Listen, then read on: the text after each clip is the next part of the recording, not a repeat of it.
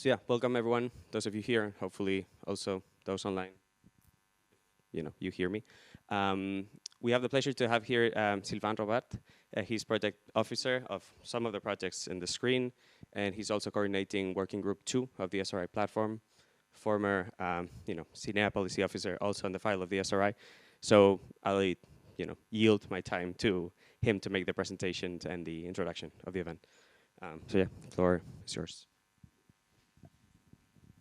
Well, again, in the hope that the microphone is is working, because it would be weird for the people online, to look at someone who is speaking in the microphone without hearing. Anyhow, it's a pleasure to be here in Luxembourg and at Sustainable Places 2024. I wish to thank Pablo for inviting me to share a few words as an introduction to this session. So I try to be brief. Basically, the Smart Readiness Indicator is a tool that is a bit like energy performance certificates, but for smartness of buildings. So it aims to give clear, illustrative information about how smart a building is. And smartness comes from digital, smart technologies and systems which are deployed in building. So this tool is regulated under EU regulations, themselves established under a directive called the Energy Performance of Buildings Directive. I will not go into details, but basically, just to say that this instrument is new. It's being deployed in the European Union, and currently what's happening is that there are test phases in the member states on a voluntary basis, meaning member states are free to test the instrument or not, depending on their capacity and willingness to do so.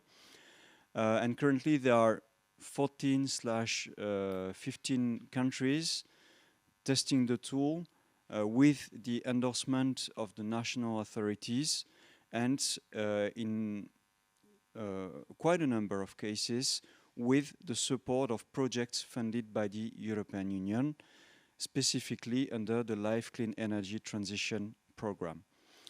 And well, basically these are the representatives of these projects are here and are organizing this very interesting session. I wish to flag that this coordination between on-the-ground action, meaning led by the national authorities under the supervision of the national authorities, led with the involvement of stakeholders of all kinds, and with the cooperation of live CET projects is really crucial, because we are now in a period in which we have to demonstrate the value proposition of the SRI. We have to demonstrate that it's workable, that it's possible to assess a building from a smartness perspective, to give useful information to owners, tenants, managers, and in a cost-effective manner. So, voilà, this is the right time to do so. We have basically, let's say, a couple of years to do this, because what's happening is that the directive under which this instrument, the SRI, is being deployed, has been established and is being deployed, has been revised, and with the revision of the directive, there is an opening for a possible mandatory application of the tool for a part of the building stocks. So it's really important that we make sure that the tool is effective, workable, and useful. Voilà, that would be all. Thank you. And Pablo, back to you. So thank you. For those that, I just received confirmation that people online are actually hearing us. So that's good that we took that gamble. I'll give the floor first to Georg, head of ICT Innovation and Energy at Empirica, who will present the Better Regulation Toolbox. So it's also a good liaison, how the projects are actually supporting the EPBD implementation of those key provisions. As a quick overview for those here, we're going to do, the idea is to do the workshop in 2 blocks, so 4 presentations, a break. We'll decide later how long that break is. Hopefully we'll have some room for questions, and then afterwards we'll have the other 4 presenters. Yeah? So, Georg, the floor is yours. Thank you. And I'll try to be kind of strict with the time, so I'm going to, show some warnings here. Yeah. That's all right. Thank you very much. Thank you for the opportunity. Thanks for being first. But it's good, I guess, because it's, we are not the most technical project, but for us it's more the absolute end of the implementation side. So yeah, the end of the pipeline comes first. The project TUNES is a live project, as most here, I believe. It's with 7 energy agencies or their representative research institutes in the smaller states, which often is done by research, and then handed directly to the ministries. And supported by 4 research partners, including us, Empirica. Okay, what is it about? We are trying to apply the better regulation guidelines on national level. The European Commission basically set itself a policy-making tool, developed it over 15 years now, and the idea is to make policy which is evidence-based. Yeah, so whatever comes from Brussels is not something easily criticized by likes such as Boris Johnson, let's say, but that there is ground on it, that it can be easily scrutinized, and this includes making all the evidence transparent and available to everybody so that they can check how the decision was being made and the policy designed. This includes involving people, so it is inclusive. This means that stakeholders have their say throughout the procedure. And ultimately, the outcome is a document which presents the aspects which will to follow. So, DC has a lot of experience, and we decided we try it nationally. And we do it with the 7 energy agencies. This is an image just from last Friday. I normally don't do such cheesy slides, but I must say it is, I'm pretty impressed how the energy agencies are progressing. Yeah, these people are basically trying it. They are, I don't know whether they are bureaucrats, that's maybe the wrong word, the technocrats, the professional experts. They're not necessarily into policy making. Normally they were remote of it, but they are now involved in basically preparing it. They are not going to make the final decision. This is up to the ministries, this is up to the legislator, but they are going to prepare the basis for the future implementation of EPC and SRI to a larger degree than they used to. How is it done? So it starts with understanding what's actually wrong nationally. With EPC, it is easier to explain, so I stick with it. EPCs have been around for 10, 15 years, and they have been implemented nationally, and I think nobody in this room would say that it works brilliantly anywhere in Europe. Which means there was also recast to tweak it, to change it, to improve it, and this will be done on the member state level, but each member state has their own unique challenges to a degree as to what and how and why it is not working well. And based on this, they will identify objectives, what they want to achieve. Based on this, they will identify policy options of what they can do. And ultimately, they're going to assess on a set of options what is the best choice. The output is a national paper, which will be shared with which is continuously being discussed with the ministries, and hopefully will result in a legislation, in a good legislation. And throughout, we are going to involve stakeholders. A few results I'm going to share in a minute. Okay, so what is the problem? What is the problem? How is it approached? Via the so-called problem tree. Typically, you see the problem, that something is wrong, and you typically can observe the consequences of it.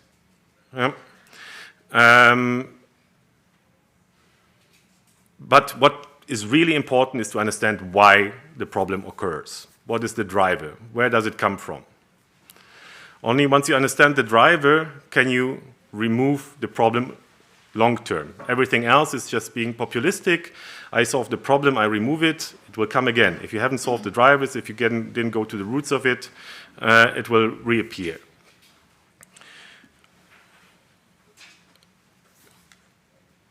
Should I give an example? I don't know. It's being recorded, Silva, right? Okay, should I give an example? Okay, I was in Rome, and in Rome, after dinner, fantastic dinner, I walked home, and around the river, there is a ring road, and there are motorbikers driving at high speed and very loudly. okay? Probably the neighbors aren't happy about it, that 100 decibel motorbikes are coming past them every 2 seconds in groups of 5, 6, 7. So let's say this is the problem. Yeah? The consequence is the neighbors, those residents who live along this road, have disturbed sleep, which might have health implications. Their property might be of little value, and so on. But what is the driver? Why do the people actually drive there and not somewhere else? Yeah. Okay, they do it because the road is there. It is easy to drive there. Well, and the objective could be now to remove the opportunity for these motorbikes or the noise of the motorbikes or where they drive. Depends on how you want to set your policy option so that they do it somewhere else or they do it with quieter motorbikes or they do it at a different time of the day. I don't know. It all depends what you want to achieve. So, and this is the specific objectives. Yeah? I want to change the drivers, the root cause of why people are doing. Yeah? 18, 19-year-olds want to drive a motorbike at night in a residential urban area. I don't know, maybe if we give them all a sim at home so that they can drive sim against each other and with Verstappen, they might stop doing it. And how are these things linked? Through the theory of change. Yeah? We basically, and there's where research comes in, we need to make an assessment of how changing the reality through policy would affect the drivers, thereby reduce the size of the problem and remove the consequences. It is not science, though, because we can't do it in a lab. Yeah? We can't go in a lab and make an experiment, controlled experiment with only one variable. We are talking about policy making, which takes place in reality. And we don't have the time for it, because some of these changes might take years to take effect. So it is all built on the research you are doing in your projects, and that you have described this works with people. Yeah? You have tested the feature of an EPC in one of your projects, and you have said, these people are more responsive to understand EPCs better or are more likely to do a renovation. Such information is critical.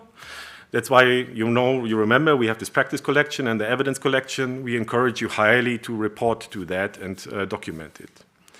And ultimately, we achieve our general objectives, which is the desired impact being better well-being, better environment across Europe, basically. Yeah, the high policy goals the European Commission, the European Union, and each member state has. Okay, now how can I do it? There's a baseline. Yeah, the reality as it is, will it evolve? Will it continue to be as it is? We need to understand that. That's not easy, necessarily, yeah? Because the baseline as it is today might not be the same tomorrow. For the motorbikes, again, maybe in 5 years they're driving all e-bikes. Then the noise is no longer an issue. Yeah? Apart from some squeaky wheels, there are no longer engines running with 100 decibels. The potential of accidents and so on is still there, but at least the noise is gone. So I might not have to do anything. Yeah? This can also be a result of policy making. But in principle, you design policy options which are simple, contain more significant changes and are extensive. Yeah? So this set here, this is work in progress to basically collect and map the interventions, the measures the member states could do. It is not easy because it has very high requirements on the Messe principle, mutually exclusive, collectively exhaustive. Especially the exclusive part is very hard to basically not have two measures which do the same, because then you can't model them anymore. Yeah? You can't model the impact very well anymore. So we are currently working on that, and the result will ultimately then also be public and shared with everybody, so for anyone could copy it. Okay, what are examples? What could I do? Yeah, Again, I used an example from last Friday, so maybe it's not perfect yet. But with the motorbikes, what could I do? I could say that nobody below 25 can ride motorbikes. Yeah, this would be very extensive. You would basically change fundamental law. A basic intervention could be that you turn all traffic lights red all the time. Yeah? Does it maybe do adverse effects? Probably, because they're revving up when they drive off. Or you can put speed bumps. Yeah? Speed bumps is great. They have to break down all the time, but speed bumps are also noisy during the day. When a truck goes over it, then the springs will squeak very loudly, and it's not necessarily better for the neighbors. So all of these effects, what you could do, first of all, you identify what you could do, and in the next step, you model what the impacts are. The impact part I'm not going to present because we are only starting it, so I can't say much, but I can say a little bit about the evidence we have collected. So here, just example graphs. You can download the full report with all the graphics, which is very good work in my opinion. 230 results from mostly experts, yeah, so people who know what an EPC is, and 49 interviews. The member states, as I said, we have 7 member states. They're on diagonal lines. Some are very bad at surveys but very good at interviews. Some are very good at survey but very poor at interviews. Yeah, unfortunately, they're not all in the same high on both, but it is as it is. But regardless, you can see on the database and tools example is that there is clear variance. Yeah, the survey gives you an input on what is important or not important for the people. Yeah, which is relevant for the policy choices we are going to make, because we want to make things happen. We want to choose things which actually are going to be accepted, and running open doors in is easier than trying to slam through the barrier. So this is an example for the aggregated result, but we also present the results in disintegrated by each member state. Obviously, it's only 7, it's not 27, but nevertheless, maybe you can draw some conclusions from your neighbors when you look at it. And here's some example on SRI. Just to make one note, basically, there's much more white. White means there's uncertainty. People don't know yet. It's quite an easy result that many people are yet unaware of what the Smart Readiness Indicator is. It's no surprise, it's new policy, it's just coming in, so not everybody can have heard about it. Okay, what do we do next? We do the impact assessment. This will include a workshop with the stakeholders, so national stakeholders who have already responded to the survey and been in the interview. We continue interaction with the ministries. How close this is depends on the member state, but it's going well and they are receptive. There's, for instance, feedback that the ministry said, yeah, we agree, that's our problem, or even saying, oh, we haven't identified that this is to be a problem, which is already a step forward, yeah, because they will not ignore it anymore when they revise. Yeah, ultimately, each of these member states will write their policy paper. I wouldn't call it a full-scale impact assessment, because on the European level, it would mean a little bit more than what we do. All the tests you have to do on top. This is not doable within the frame of this project, but nevertheless, it is almost there. And all methodology, all the guidance is being shared with you and available to you already through the link you see below, including the practice collection on EPCR and SRI. And here, once again, the invitation to all of you. Your projects are hopefully already there. Yeah, if we have missed it, then we need to add it. And for what there is, please check that what we have recorded is correct. Especially, please put your evidence in. Yeah? If you've done a test with people, if you have surveyed 50, 60 users, record the evidence. Yeah? Has your project worked with what you intended and how? Because it is relevant for the policymaking. We don't want to do mistakes. We don't want to repeat something which has been trialed but has proven to not work. Yeah? It's the most basic thing. So by exclusion, but also to find out what works best, yeah? And to maybe go for it. Especially, not only because, look, we are researchers, we are all rational people, we are like to accept this is the best way forward, okay, good.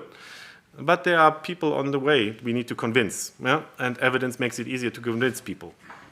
If you can say this worked in 4 projects with so many users before, then some people might be more readily swayed to take it on and not trying to remove it from any legislative proposal. And the invitation stands that if you are working with energy agencies and you think this is interesting for them, they can have access to all the tools and all the templates. If they want to start, they can have access to our scientific team to basically get an intro into these templates so that they can get rolling. And obviously, our 7 agencies are happy to exchange on their experience so far. Thank you very much.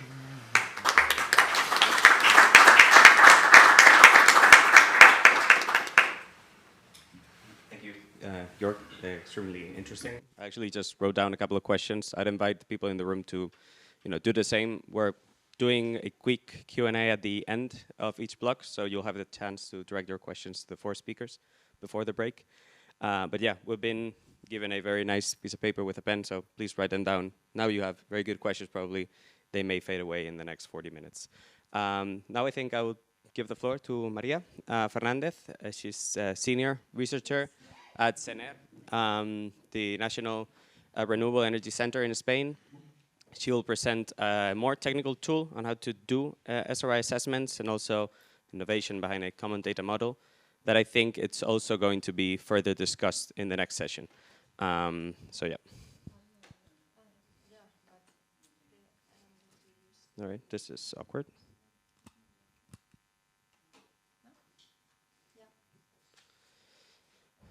All right, so likewise, I'll be sending a nice warning when the time is up.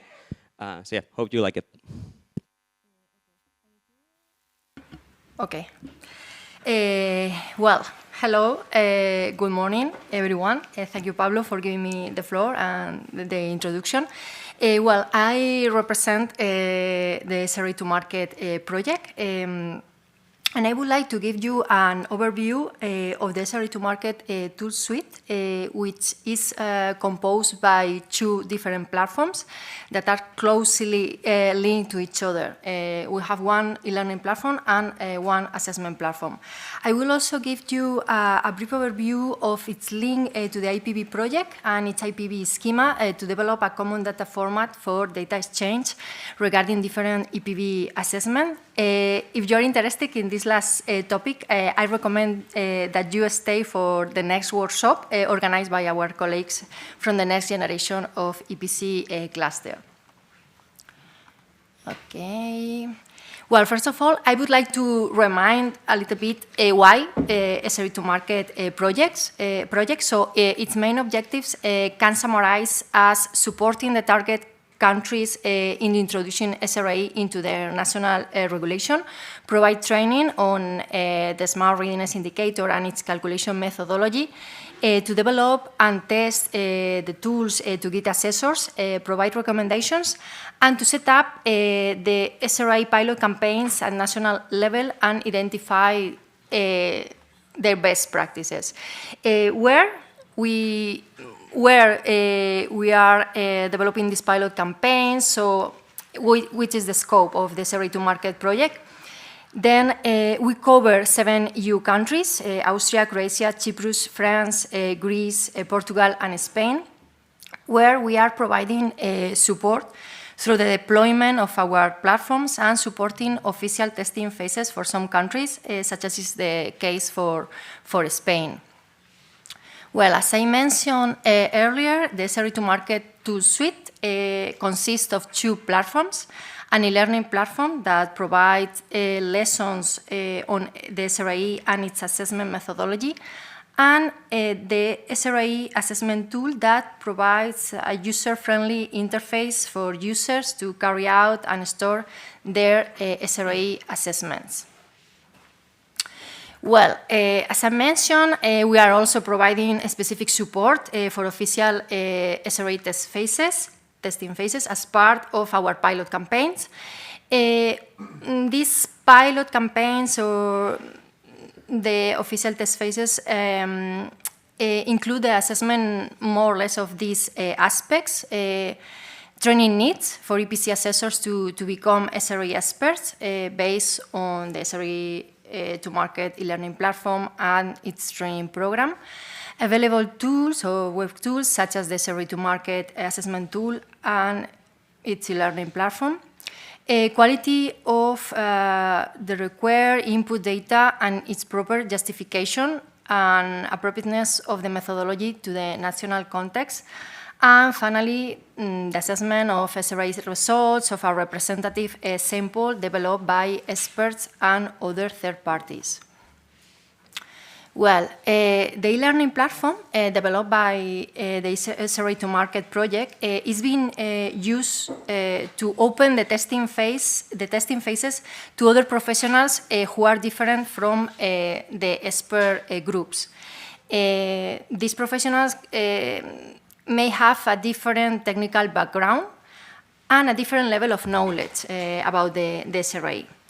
The platform provides 7 courses, 1 per pilot country, available in the native language, plus the English version of the course available for the whole European Union.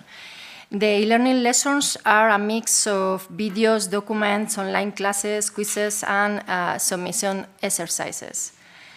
Well, as you see, the platform is available at learning.sri2market.eu. I invite you to open it in your computer or mobile device, just scanning the QR code on the upper right corner of the slide. You only need a valid Google account for registration on the platform, and then scroll down and choose the most suitable course according to your country or preference language. The e-learning service was launched in April this year in the 6 project countries, and the SRI training platform is now being used by more than 800 trainees with the aim of becoming SRI experts. Most of them, around 600, are currently taking the SRI course in Spain as part of the Spanish test phase. Well, the SRI to market e-learning program establishes upgraded learning systems to ensure proper training of building professionals and other interested end users. While at the same time, this enabling a quality control system to curate the SRI to market database. This e-learning path is made up of 3 stages or levels closely linked to access to the assessment platform. We have the level 1 is the SRI user, level 2, the SRI beginner, and the level 3, the SRI expert. In order to achieve each of these levels, it is mandatory to complete a specific task for validation, and at the same time, each level grants different access to the assessment platform. Specifically, the achievement of level 2, the SRI beginner, will automatically provide access to the assessment platform, and the achievement of the level 3 will differentiate the user account, and classify the corresponding projects according to this criteria, so making them valid for advanced monitoring and benchmarking of SRI scores. This structure of learning or the learning path ensures that the SRI to market database is populated with high quality and trustworthy input data in order to extrapolate aggregated and consolidated conclusions regarding the SRI testing phases. Well, now, the second platform I would like to show you is the SRI to market assessment tool itself. This web tool is protected by login credentials that can be facilitated through the e-learning platform, as I mentioned. But I have created this temporary user for this session. The username is SP2024, and the password is SRI2market123. So I invite you again to open the platform right now on your computer, tablet, or smartphone, just scanning the QR on the slide, or typing directly the SRI2market.eu in your browser. This web tool implements the default methodology for calculating the Smart Readiness Indicator, including methods A and B, but it also allows easy customization of the aspects of the methodology that can be adapted at member state level such as the catalog of services, the weighting factors, the mandatory services, or the technical domains that are mandatory to be accessed, and so on. All these aspects can be easily adapted by a user with administrator right. This is not the case, of course, for the user account I have just given to you, but I would like to highlight this fact because it's one of the most interesting characteristics of our platform, its flexibility. On the other hand, we have created the role of the national coordinator. This role doesn't have all the rights of the administrator, but, because he can edit these aspects or adapt the methodology, but this type of user will also have access to the administration page and also to the whole list of projects located in their countries, so they can check the projects and create the national databases.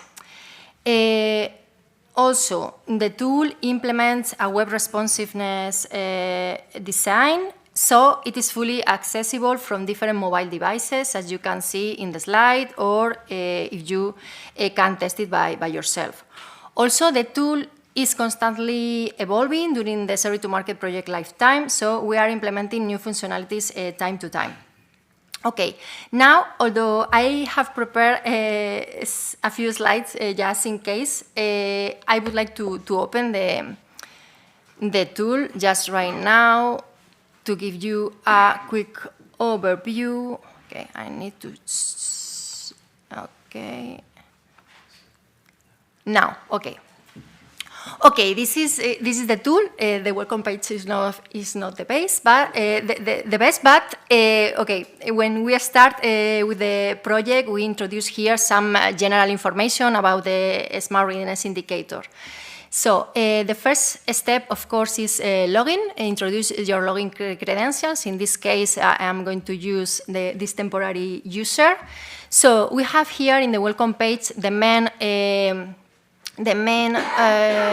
access to the main functionalities, that is create a new project, go to the project list under this specific user, and a basic benchmarking, we could say, and finally an advanced benchmarking. On the top bar, we can see, okay, the homepage, the project list, the user account, okay, the button to sign in or sign off, and also the language, very important because we have provided a professional translation for these 7 languages. So in the case you create a new project, you just to select or name here, for instance, an example. Oh, no, I'm not. Okay. So select the country, the type of building, okay, well, in this case, okay, no residential, select the catalog, okay. Here, in the first input form, you can find the relevant information that you need for the calculation purpose. Now we have some additional information regarding administrative issues and also some relevant information regarding the building typology, such as the size, the thermal power regarding HVAC system or the energy class, with the purpose of classifying, finally, the projects and the results. Here also we have the methodology selection that allow to select or unselect a specific technical domains according to the national preferences also. Well, I have here an example for you. In this case, I have uploaded this sample of office building. Okay, we can here go and see and complete a sample to show you some interesting functionalities of the tool. When we, okay, we have here a problem, maybe because, I don't know if it is because a high number of users at the same time, or the internet connection, probably. I don't know. Well, it's fine. Okay, now when you save the first input form, we find a specific number of tabs according to the technical domain selected for conduct the SRI assessment. So heating, in this case, we have select all the 9 technical domains. So we have 9 tabs: heating, domestic hot water, cooling, ventilation, lighting, dynamic envelope, electricity, e-vehicle, and monitoring and control. So you could scroll down and see the list of services associated to the catalog selected. But some interesting, okay, I'm going to reduce a little bit this. No, control minus, I would like to, okay? That's control. That is, thank you. Okay, I used to, but this, okay. So according to each service, we can find several fields, no, to be complete. First, the selection of the list of the functionality level associated to the service. As you know, this is between 0 and 4, depending on the service. The possibility also to select not applicable when the service is not present in the building or is not appropriate for be evaluated in a specific project. Also, we have the percentage. Okay, of course, it should be 100%, but we can cover the whole building with different functionality levels associated to the same service. So, as in the Excel sheet provided by the support team, but in this case, we can complete the service with as many functionality levels as present in the building. No? For instance, we can select for the 50% of the building that we have individual control with communication between control and bags, but we have other zones with individual control, for instance, without communication to the bags. And also we can have an additional 30% with, for instance, a central automatic control. No, we can select as many functionality levels as we need. Also, we have here 2 buttons I would like to highlight. The first, the interrogant, that automatically open a specific fact sheet associated to the explanation of this service in particular.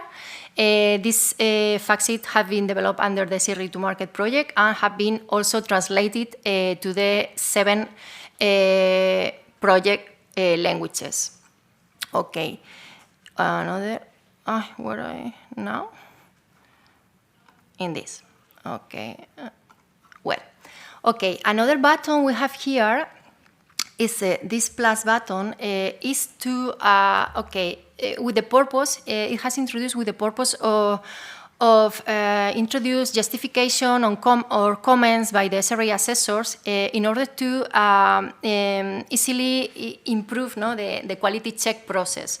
So each technician, each assessor can include here a comment for justification regarding the selection of the functionality level that he or she has selected, and also they can upload some image or diagram or picture about the service to describe, it's operational, how it's working, how it is composed, and so on. When you introduce this comment or this picture, this button, the blue button, automatically turn green, so you can check at a glance where the SRI assessor has introduced their comments, no? And it's able to check this. Okay, regarding the results, okay, as you suppose, we have a list of scores, of course, the overall SRI score, also the disaggregated scores per key functionality, the energy performance and operation, response to the needs of the occupants, and energy flexibility, so the 3 key functionalities. Also, we have the detailed scores per impact, per domain. And also we have included here a connection between the assessment of the SRI, mainly based on the catalog for method B, and the estimation of the class of the bags according of the ISO standard 52120. So in this case, for this building, for this project, for this sample, with a total SRI score of 26%, we obtain a class D according to the ISO standard for the energy efficiency of the bags. So, based also in this standard, we have included these 2 functionalities, okay, that try to upgrade the project, the current project, the current assessment, try to improve or upgrade its functionality levels to obtain a class B or a class A, according to the ISO standard. So, if we press here the V button, okay, the current assessment is duplicated. This purpose assessment is changed from current building state to the improvement package. It's automatically select here the base project, and when we go to the forms, we can check that some of them has automatically also highlighted with new comments. If we check this, we see that it is a note that automatically upgrade, the process has automatically upgrade this functionality from 0, okay, to 1 in this case. And you can check all the tabs, all the technical domains with these little upgradings in several services. So when we press again the results button to check the results regarding this upgrading, okay, we can find that the overall SRI score is around 39%, and we can check, well, also, of course, the improvement of the upgrading of this of the key functionality levels, mainly focus on energy performance and response to the needs, because it's the most linked to the service catalog that is in connection with the ISO standard. And then we can check that now the energy efficiency class for the bags according to the ISO standard is B. Okay. Okay. Regarding the benchmarking, okay, a basic benchmarking could be found under this button, the button of benchmarking. Here we will find statistical results, aggregated results regarding all the projects stored in the database, conducted by professionals or technicians who have already achieved the level 3 of expertise, okay? So if we go to Spain, for instance, we can filter according to your interest, but if we filter only by Spain, we can find that the number of projects carried out in Spain under level 3 professionals are 58. So the distribution or histogram for the results of the overall SRI are shown here. We can find that the percentile 50 of this distribution is around 18%, and we can find several similar information for the 3 key functionalities. Also, an advanced benchmarking has just implemented in the platform. So here we can access to more functionalities for filtering, to access to the information, and so on. Here we have already the level 3 and the level 2. Remember that the level 2 are aspirants to level 3 professionals, but we can also filter all the projects under the 2 levels. We can show them in an European Union perspective, or we can select them per country, or current. We can select also the projects associated to current building estate or regarding the improvement package. For non-residential or residential, for instance, we can check. We can see here also, we can filter also by building size or per construction year, so we can find different results. Okay, Pablo, I have, yeah, I am good. Okay, and in each screen you can find different assessments. For instance, in this second one, you can find the relation of the SRI score versus the energy class, for instance. Here, in this graph, also we can find the correlation between the 3 key functionality levels, where we can see the clear correlation between the key functionality 1 and 2, and it's not the case for the correlation with the functionality, the key functionality 3, the energy flexibility. And okay, we can find here the correlation of the SRI score versus the year of construction, and so on.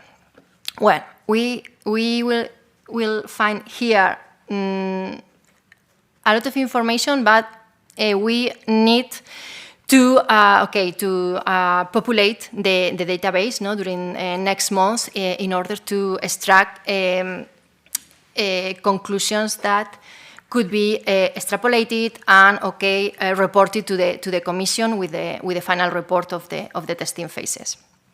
Well, another point here I would like to mention is the link between this project, the SRI to Market, and this SRI to Market assessment platform with the IPB project. Okay, this link is mainly in this button, in the download button. If you press it, you can download the project in the IPB format. Okay, I'm going to come back to the presentation now to explain a little bit. Okay, I think I mentioned everything I want. Okay.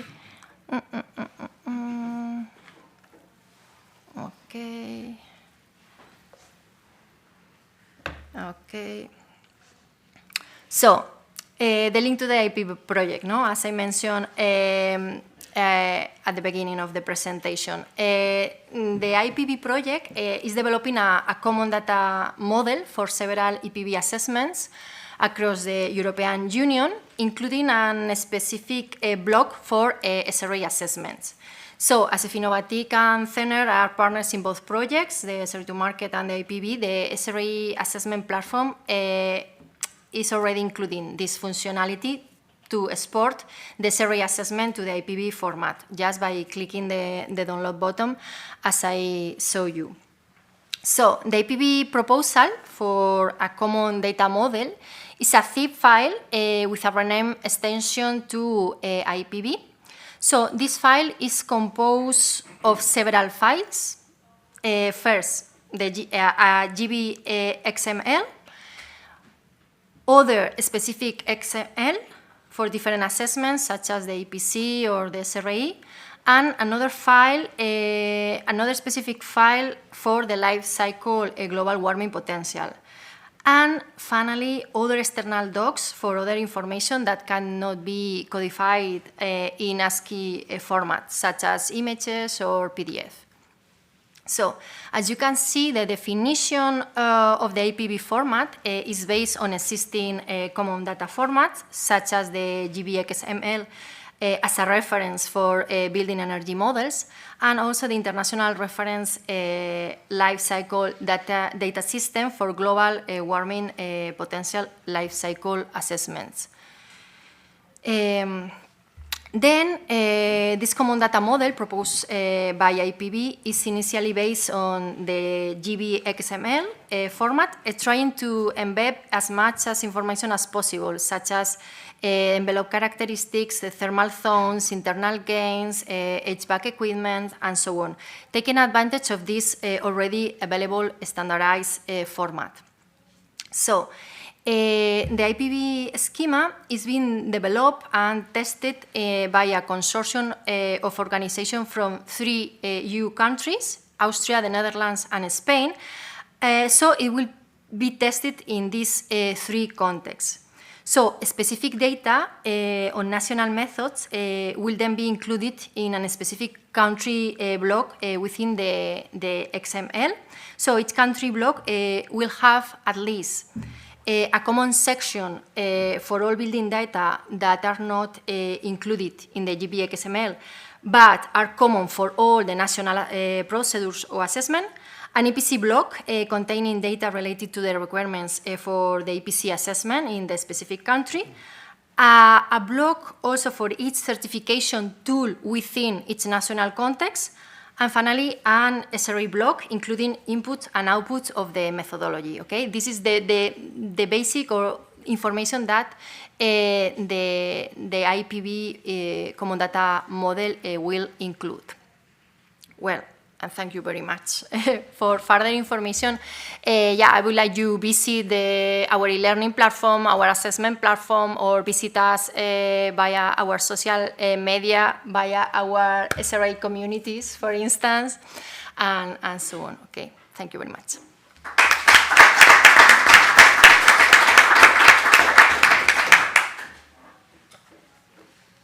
Wow. Extremely relevant, very impressive, outstanding work, really, for both SRI to market and also the IP project. Yeah, very interesting, that whole overlap between different assessments. Again, as I said, recap, just write down your questions. We're very likely going to have a few minutes at the end of this break.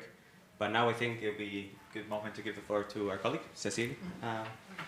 Or Apostolis. I think it makes sense that I speak last one. All right, that's perfect then. Then Apostolis from the National Technical University of Athens. He will present the supporting tools of the SRI-ENACT project. So I believe he also has an SRI assessment tool, so we can start thinking of the similarities, differences, and how they can complement each other. I believe your presentation is open already. PowerPoint. Oh, okay.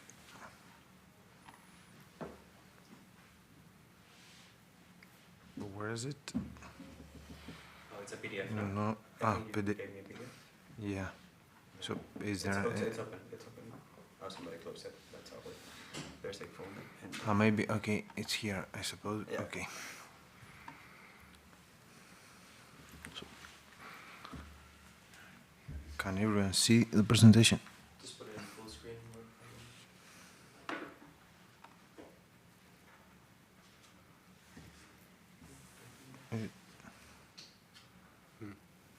Sorry. Is there a full screen on PDF? No, but I think we need to get back to our usual setup. Yeah, otherwise the people online will Yeah, not see anymore. just undo what you just did. Sorry, that was me. That was me. Sorry, that was the function. No, that's fine. I mean, What was it? you solved it first with María, and now, yeah, that's fine. All right, so is that visible enough? Yes. Yeah? Yes. Online as well. All good? Right. Okay, great. So, thank you very much. My name is Apostolis Arsenopoulos, and I'm here on behalf of the team of National Technical University of Athens that's involved in the SRI-ENACT project. Unfortunately, I don't have many things to say about the project itself, because my presentation is dedicated on the tools that we have developed. But in any case, it's a project along with the other sister SRI projects, the SRI to market, the EasySRI and the Smart Square, that are focused on diving in the SRI features, the functionalities, and facilitating a wider adoption of the SRI scheme in Europe, across Europe. So, diving into the tools themselves from the beginning, what we have developed within the SRI-ENACT project is a toolkit that's composed of two separate tools.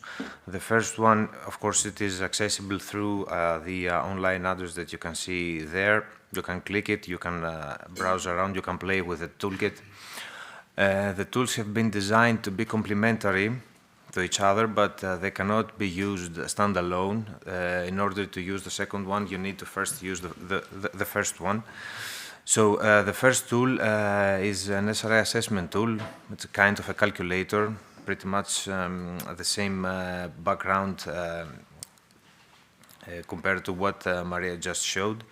Our target is to implement the SRI methodology, the well-established SRI methodology, and put it from the so-called Excel file into a tool that can be used easily from everyone.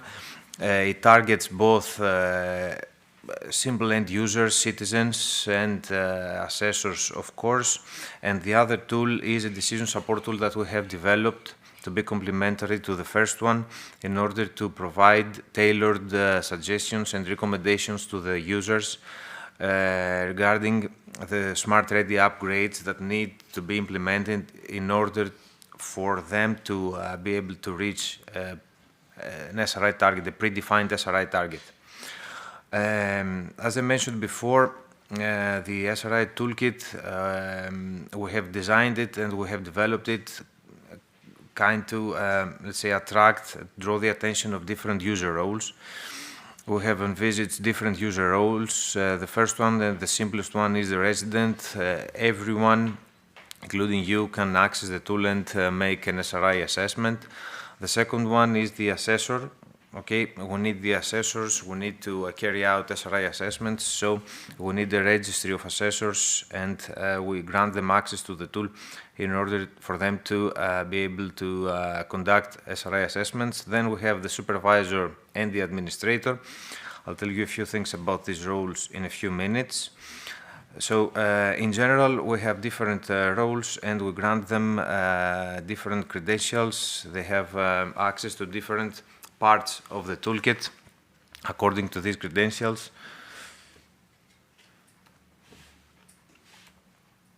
Okay.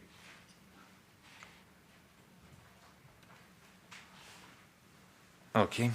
So before anyone tries to use the tool, there is a registration process that needs to be performed. As I mentioned before, two options for registration. The resident one, okay, it's not a registration you use, as you can see there in the screen. Are you a resident or are you an assessor? If you're a resident, you click the option and then you're good to go. You're good to make the SRI assessment. It's for the general public. And then we have the register as an assessor option. This is a more complicated option because if you hit it, then you won't be, let's say, authenticated as an assessor. At that time, you need prior communication to the SRI-ENACT administrator because we have developed an assessor registry. So before trying to use the tool, you need to be registered. You need to be written in this registry. So if you are registered after this prior communication, then you're good to go as well. And the assessor's, let's say, credentials and access rights are there. You can move on with the assessments and you are able to see the necessary results for your buildings. Okay, in both options, an email verification is required. We need to do so. As a resident, you can see within the exclamation marks that as a resident, you will be able to conduct assessments. So we'll be able to see that you're a resident. And of course, it's not the same thing to make an assessment as a resident or as an assessor. It's quite different. Not methodologically, but regarding the importance that each assessment may, let's say, underlies.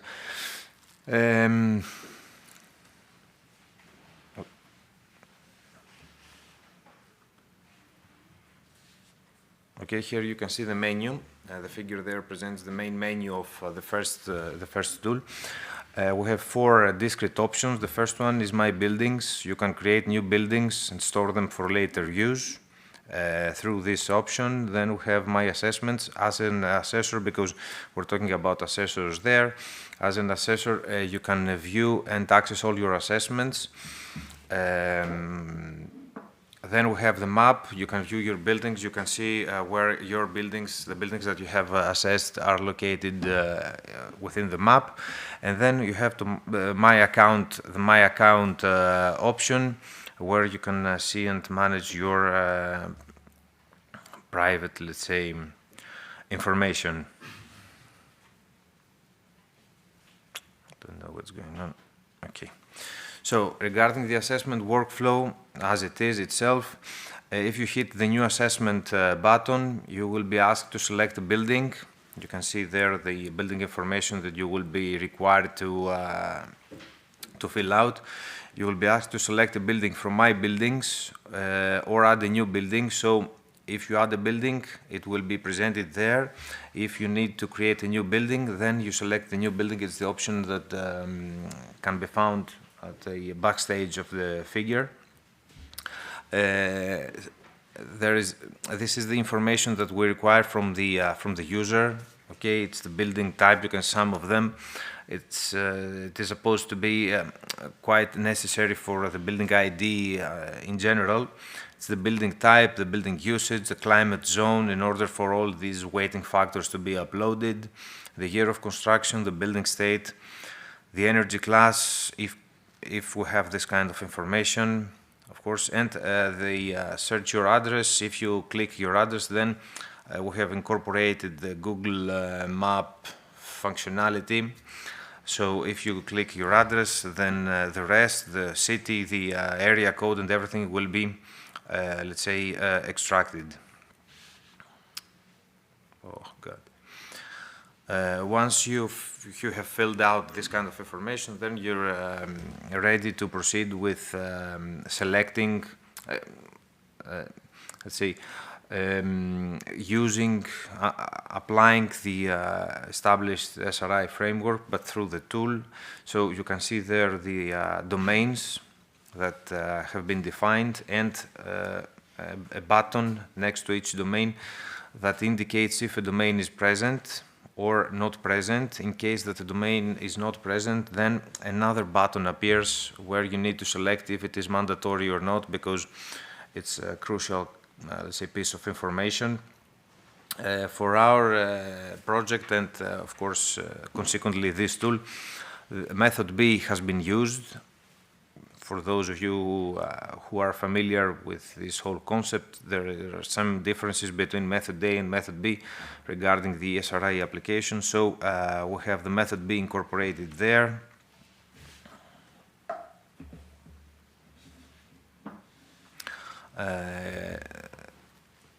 Following this, let's say, pathway, this application pathway, you have the domains at the upper left corner of the figure, and upon clicking on each domain, you will see the pool of services that are allocated, that are closely related to this domain, and the user need to select the functionality level for each service. Okay, you can see there that level 2, for example, has been selected.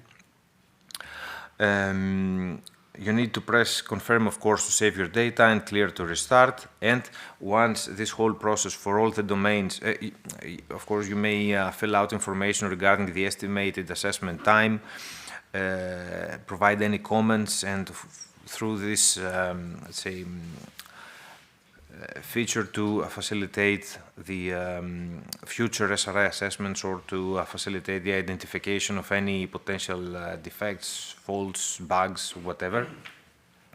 And then you can proceed with calculate your results. You can see there that, okay, there is too much information squeezed there. There are the impact scores, the let's see, left part of the figure, detailed scores for the domains at the bottom left corner, domain scores, of course, and indicative diagrams for this domain score, the total SRI score, of course, at the upper right corner of the figure, and the SRI class. Once you have access to these results and you deem that they are okay with your assessment, then you can press press complete assessment and send to DSS, because this way all of this information will be transferred to the second tool that will be presented in a few minutes.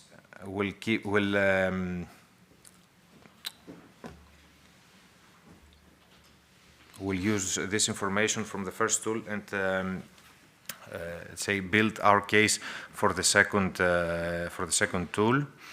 Here you can see a list of the assessments. If you click My Assessments or My Buildings accordingly, you can see a list of the assessments. You can see the date. You can see an ID for the assessment, and if it is on draft mode or if it is completed, because if it is completed, then the assessor cannot modify anything, but it is on a draft mode. You can you can modify whatever you want.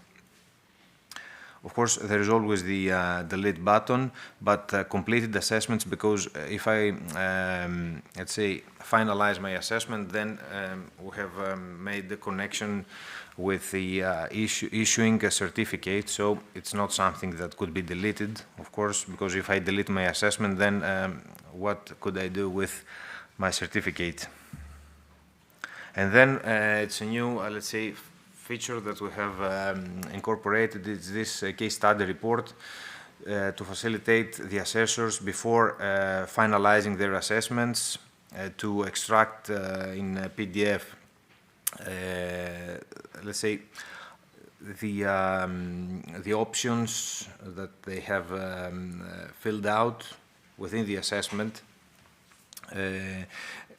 aggregated or presented within a single PDF page, or in many cases it could be 2-pagers. In any case, it's you can see there that it's the main building information, photos, of course, of the building, if available, the main technical characteristics in tags, in tags mode. Okay, for example, you can present information if, say, the building, it's if it, for example, if it has water chillers, fan coil units, just an example from what I'm seeing there, the overall score, the domain scores, and it's not something visible here, but we have also incorporated the assessment tags. So after an assessment, the assessor is encouraged to present information about what was the what were the main points, if I can put it this way, that positively impacted the final SRI score. So all of this information are presented in this case study report. And as I mentioned before, we have also incorporated other user roles, the supervisors who have read-only access to aggregated statistics. You can see some of the statistics here. There are filters. So for these statistics, for the assessors to be able to see statistics tailored for their case and for their purpose. And then we have the country/EU administrators who has access to read-only access to SRI assessments. They are able to add new users and the assessors, because, as I told you before, in order for an assessor to access the tool, they need to be registered in a registry. This is the registry that the administrators could lay hands on. And to check the default weightings, if, for example, for a specific case, for a country, whatever, we need to change the default weightings, the domain weightings, the impact weightings, and the key functionality weightings, then the administrator role, the administrator is the person for you.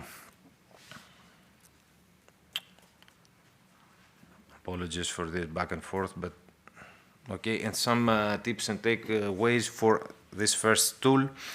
If any of you would like to use it, it's really crucial, it's really important for everyone to cross-check the assessment, because if you press complete assessment, finalize assessment, then it's not something that you could undo. The application allows, of course, one assessment per building. If you make a lot of assessments for a specific building, then the last one will override the previous ones.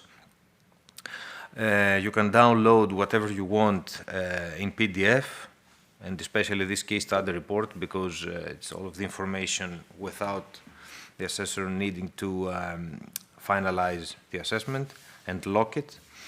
And if you use the tool, of course, and you have anything for us to suggest, or if you identify any bug, or if something needs to be modified, there is, let's say, dedicated mail that we use. This one, you can use it as well and let us know of your feedback or whatever you want. Just as, okay, there's a small mistake there. I'll tell you about it. We had just recently, we had the pleasure to initiate the official test phase for Greece, of course, with the help of all the SRI sister projects. Some key information there about the assessments themselves.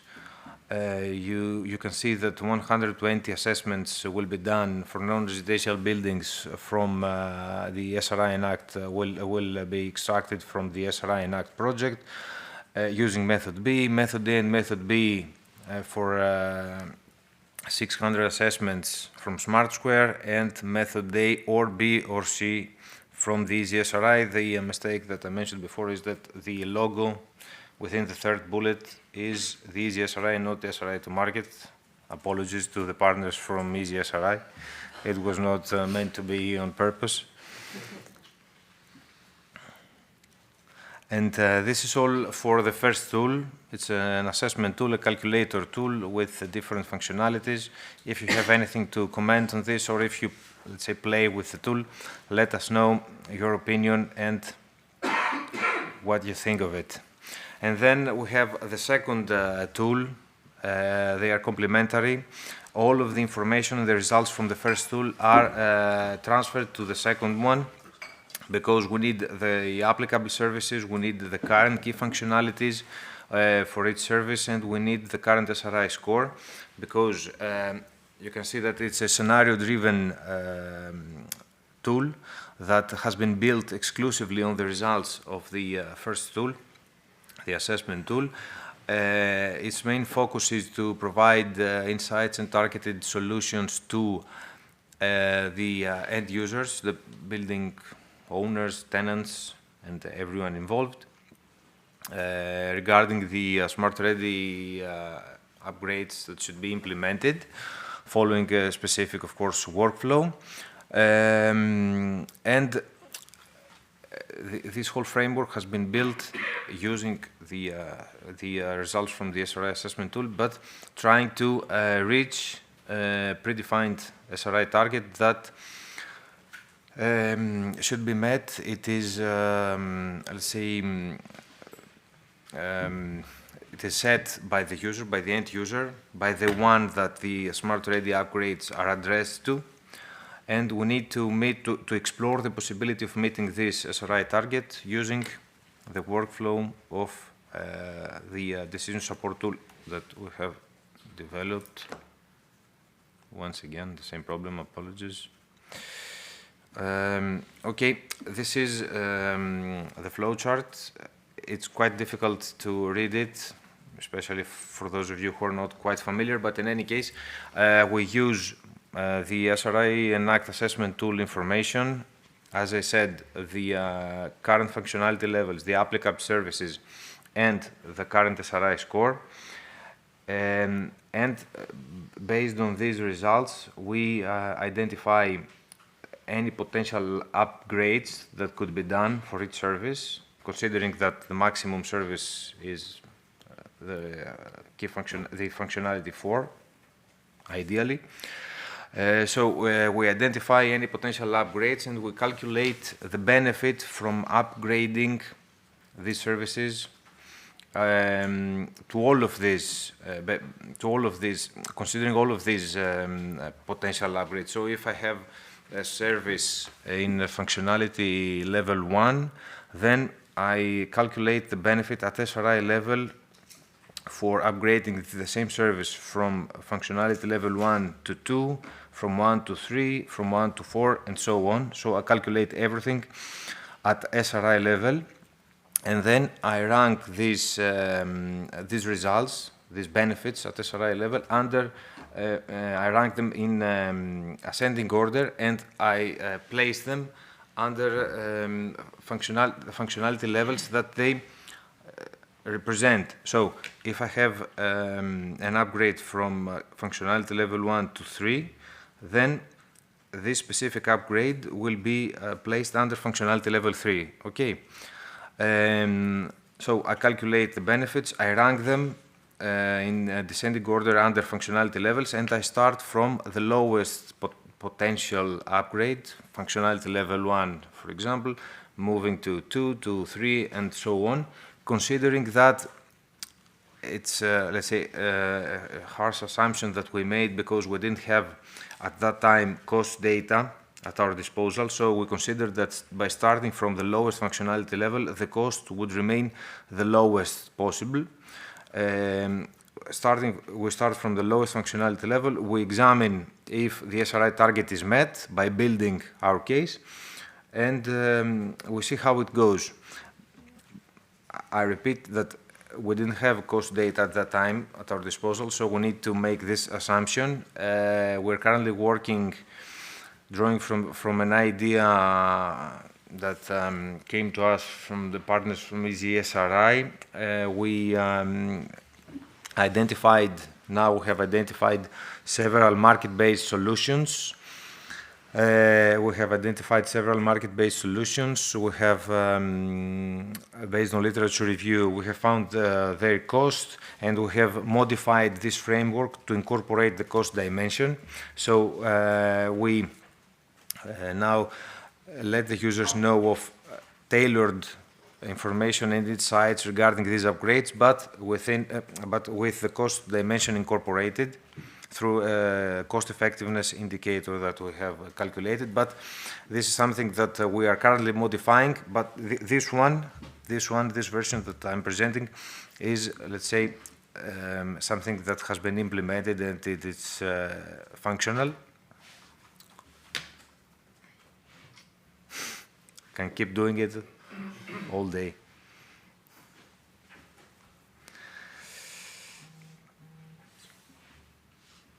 Okay, I suppose that you all got our point. This is an overview of the present Smart Ready services, the current situation that I mentioned, that it is extracted from the SRI assessment tool. You can see the domains, the services, and their current functionality level. Okay, at the lower part of the figure, you can see the current SRI score and the enter your SRI goal next to it. It's the only interaction part with the user, because the user is, let's say, is supposed to interact with the first tool as well. It's something, it's a process quite heavy and time-consuming, so we didn't want to engage with the user in this tool as well. The only thing that the user needs to do is to enter the SRI goal. Of course, there are some checks, operational checks, because if the current SRI score is higher than the expected, okay, an error message will appear. You will see there in this table that the SRI gain, the last column of the table, presents the SRI benefit that I mentioned before for each service and for each potential upgrade. We have incorporated the effect that these upgrades have on the impacts, on the domain scores, and the key functionalities. You can see them there, and to avoid taking much more of your time, you can see that if you see there at the lower right part of the figure, there is a success label, because if the target, the SRI target is met, the SRI target that has been set by the user is met, then the scenario with the upgrades has been labeled as success, while if not, then we have a failure. If there is no potential scenario with upgrades that could be implemented to reach the SRI target, then we present all of the information for the failed, let's say, scenarios, and let the user decide which one of them would like to follow or which one of them best fits the purposes. Of course, we calculate the new SRI class, the SRI score, in case of upgrades and potential updates in this score. And we have a suite for everything that I mentioned is downloadable. You can see it, you can use it, and whatever you want. And I suppose that's it. I remained on time, Pablo. You did with 2 seconds, Thanks a 20 lot. seconds to spare, so thank you. All right, thank you. I hope that you can already start seeing the differences between the two tools that were presented. A few more will also follow after the break. But now I would like to give the floor to Cécile Barrere. She's project manager and business developer at R2M. She's also kind of co-hosting us here at Sustainable Places, so it also makes sense that she wraps up this this first session before the break, and then we'll have time for a few questions, and if not, we can also squeeze them in the second round of the workshop. So, Cécile. Yes, thank you very much, Pablo, for the introduction. Good morning, everybody. Is it? No. On the... Yeah. So Pablo asked me if I wanted to present after the coffee break, and I said no, because it makes sense to present now. So I'm here on behalf of R2M Solution, coordinator of this project SmarterEPC, and I want to just remind how CENER kind of created the whole program. It's at the end a program of 4 projects developing tools and 3 projects a bit like shift in time, working on ensuring a bright future to these great tools. And I think it's that's why I wanted to speak now after the presentation of Apostolis and María. I'm involved in SRI to market, so I know very well this tool, and it's really like ready for market. If you consider that you have a nice user-friendly platform, people can compute the SRI score, and integrating even some like first feedback collected during initial test phase in France, to speak about what I know most, test phase in France. So these are great tools, and now the projects, these 4 projects, first like block of projects, will end in a year, about a year, like fall 25. So we with Georg and people from EPBD, so 3 projects are working to prepare the bright future of these tools. So let me explain how SmarterEPC contribute to this. So it's about like close to 2 million euros. We have 3 years, started a year ago, so it's only 1 year of work that we have done. And we have 7 countries, 9 partners from 7 countries. Among the 9 partners, the logo of the partners will come later. But I can tell you that these people are all involved in SRI and SRI-ENACT tool development. So we know very well these tools, and we know what we should do, I think, to prepare for the market uptake of this tool. So this is the why slide. So why are we there working for 3 years? It's to develop tools and services to tackle the remaining needs and challenges identified by the teams that have developed the tool, and see that a tool is something, it can work really nice standalone, but then it has to land on the ground in the different countries. We have 27 countries with very different kind of conditions on the ground. So a lot of them have EPC quite well installed already with commercial tools, with sometimes mandatory EPC evaluation if you want to rent or to sell real estate assets. So we need to, we cannot throw this SRI evaluation in these 27 countries. We need to create link between these EPC, EPCs that are already running in many countries. Yes, and basically simplify the data collection, because SRI, it's a lot bigger than an EPC evaluation. It covers different scopes that are not covered by EPC, so we need to use all this data that are made available by great application tools like the BIM tools, for instance. Like, yeah, people have now in the tertiary domain, like they have 3D scans of their assets. They have a lot of data installed there, so we need to try to make these tools compatible with this digital environment that they are landing into. So I'm not going to go through the 8 points, but that's a bit the idea. Sorry. So this is a minimum information you need to know to visualize, to understand what we are doing here. So you see on the bottom right logos of the projects developing tools. So most of these projects are finishing in a year, and they have some have already finished a few months ago, I think. So we have these tools, and what we want to avoid at all price, kind of, is to have these tools stored on a shelf, not used by yes, just people they were initially targeting. And so we have these tools, and we have people on the ground that will be asked to compute SRI assessments. Maybe it will be mandatory, as said in the EPBD revision text in 27 for the large tertiary buildings. They have already to compute EPCs in many countries, so we have tools, and we have people who need to compute these certificates.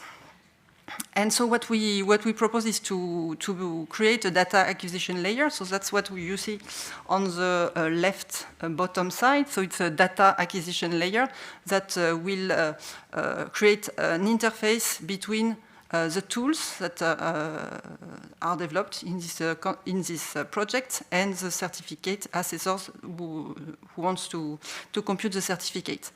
So this data acquisition layer, it's something that want to be smart and want to be the interface able to communicate with BIM files, with digital building logbook. This digital building logbook topic is discussed in other workshops. It's something that is coming really in many countries. So it needs to be smart and simple. So it needs as well to be to allow for just a simple manual input. And so the idea is to maintain the accessibility to the tools that are created in this project. So to go together with this interface, we work on what is on the top right, which is a procedure, like a new procedure that would explain to the assessors how to run an EPC and an SRI on-site audit together. So because they know how to do EPC, maybe they are learning how to do SRI thanks to different training programs that we made available to them, but at a certain point in true life, they will have to run both at the same time without losing time, in economic manner and practical manner. So we are working on this proposition of a joint procedure. So it's a long process from what you propose in a project and standardization of the procedure and so on. But we have Paris here in the room, who is really active in making everything that is proposed in a project like an EU project you know, like reaching people working on standardization. So he's doing a great job on SmartSquare for the SRI on-site audit. So the idea is to complement what is done with another proposition where you would run together this EPC and SRI on-site audit. So we have other propositions I will complement, but they are kind of satellite to these main propositions. So it's a bit consolidate what I've just said, that we work to pave the way to the implementation of SRI in synergy with EPCs. So we work on smart data collection, and our team at R2M Italy and CERTH, they are working together to develop this digital interface, and then the connection from this, of this interface to the existing tools. So what we can imagine is that we are now, during the time frame of the project, working with this first and for the moment last generation of SRI tool, but we can imagine that commercial EPC tool will join this what we name ourselves. We name this this digital smart EPC tool. We name it a hub. So we want it to become a reference. We want in the longer term to have commercial EPC tools and future commercial SRI tool to join the hub to make to have just one place where you can find all the tools. We are 27 countries, so the tools in the midterm will be in 24 or 26, I don't remember, languages that we have in Europe. So that's really our intention in the medium term, let's say, to connect commercial tools to the hub. So that's an output of our work package working on mapping a bit the barriers of these tools. So this is a list, it's just a portion of the work. It's a list of the SRI tools that are available today. And so you see, you have, I think, eight tools. And so they have different level of development. So the TRL7 is kind of like ready, 7, 8, ready to be connected to the hub. And what you see is that they have different propositions. So some are kind of straightforward tool to get a score, an SRI score. Some already start to propose like a package of upgrades if you want to improve your score, and there are other projects that are working in that direction. It's something that comes immediately in the discussion when you say to people, oh, in 2 years you will be asked to compute a score. So they tell you, well, I have already an EPC score, I have several information. What can I do with this SRI score? What is it for? So they immediately think, well, if you want to discuss with me about the smartness of my building, I want to know how to make it smarter. So they immediately want a package, a solution to make it smarter, because not because they like the building to be smart, but because the value of the building is increased by its smartness, particularly in the tertiary for the tertiary buildings. So yes, we have all these tools. You see the languages as well. We are speaking on the ground with technicians of this building sector. So, well, if you come with an English version of your tool, it's not what they can use. So these tools need to be translated. So you see we have tools in Greek, tools in Portuguese. SRI to market as 7 even. Yes, 7, because English is in addition to the 6 countries targeted. So yeah, it's coming slowly but surely that we will have this proposition of SRI tool that will be in many languages and as complete as possible to offer the services that are expected by the stakeholders.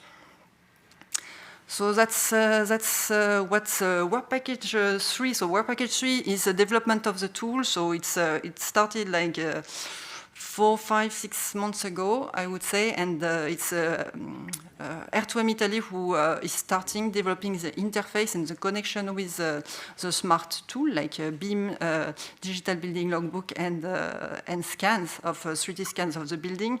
And so they have already tangible results. I'm not going to show you the demo videos, but you will have the slide with the link active. So the idea is that you can access the videos. So these are, for the moment, it's like a first viable product, so it's not super friendly, user-friendly, basically. But it's already tangible result, and we have less than 1 year of work, so it's very promising. And so the idea is that we have developed these three interface. We can read from this BIM file, from the digital building logbook and those scans.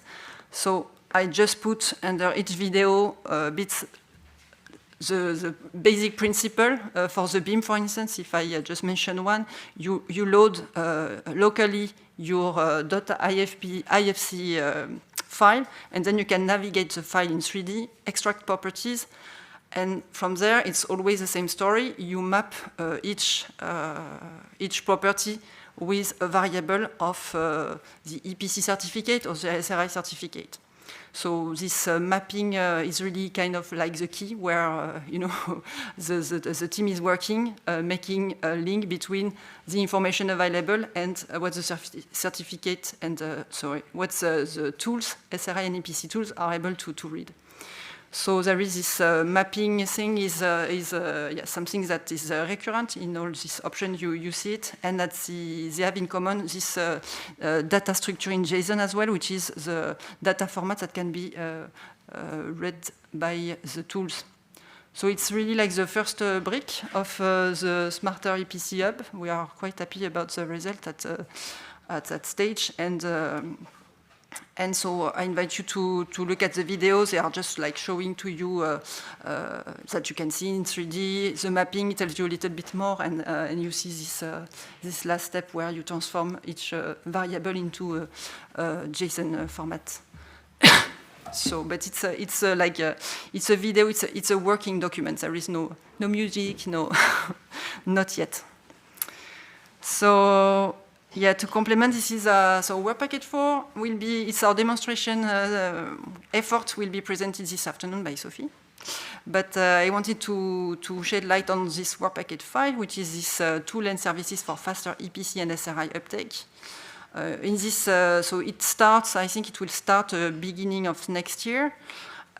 So the idea is to create a virtual training center to make available this procedure of joint EPC and SRI on-site audit to assessors who want to learn. So this will be kind of like original information that we will provide to assessors and organizations interested. We will need to start translating the material probably to ensure that we reach like a good amount of people. And we have the intention to as well build on top of what is existing already, because if I only mention what I know, the SRI to market training platform and materials is really good, and we have from the market a really good feedback regarding this fact sheet that Maria showed. So yeah, the idea will be to link with what is existing and to propose our own original documents. Then we have this an effort to support the national committees. So again, there is I see a link with SRI to market where we have 6 SRI community created. We try to kind of focus the information through and pass it on through LinkedIn pages. So let's say that it's covered it's already kind of started and partially covered by for some countries, but we have the ambition to reach new countries. I can list here Finland, Germany, Greece, Italy, the Netherlands, Romania, and Sweden, which are not covered by other projects. So the idea is really like to inform the first core of people interested by the topic, for them to have the most updated information.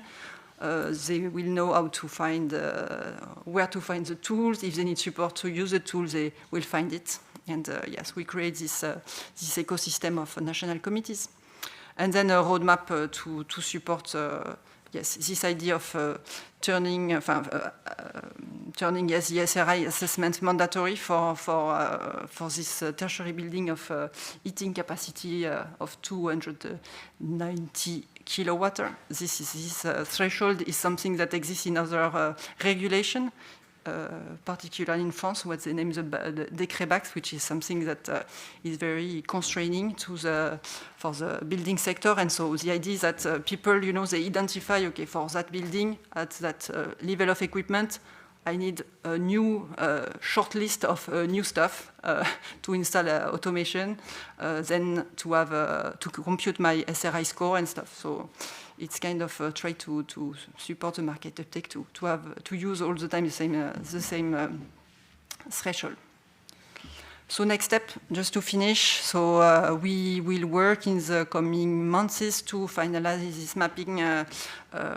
mapping process, so the mapping of these variables, and we will connect, CERTH is a lot involved in this, connect this interface developed by RTOM Italy with the existing tools. CERTH have developed 2, 3, 4 maybe tools of these 7 tools that we want to connect to the hub, and we are working on the friendliness of the overall result. We have a GA in October where CERTH will propose some mock-ups. So I think it's important to make it nice, and I see that SRI-ENACT and SRI to market are working on this, and I think it's very important at the end to have something that people want to use and understand, find their way in the tool, finding the right workflow easily. It's important. So that's it. So this is our consortium, very complementary consortium.